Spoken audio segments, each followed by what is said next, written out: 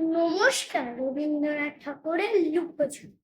আমি যদি দুষ্টুমি করে চাপার গাছে চাপা হয়ে ফুটি, ভোরের বেলা মাগো ডালের পরে কচি পাতায় করি লুটোপুটি, তবে তুমি আমার কাছে হারো।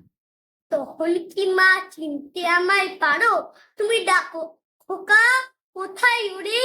আমি শুধু হাঁটি চুপটি করে। যখন তুমি থাকবে যে কাজ নেই, সবই আমি দেখবো নয়ন দিয়ে।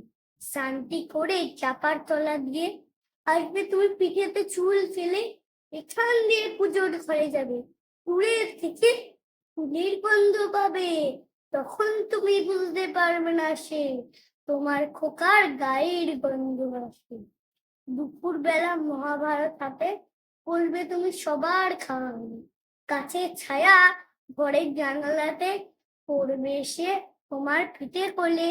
আমি আমার ছোট্ট ছায়াখানি দোলাবো তোর বইয়ের পরে আনি।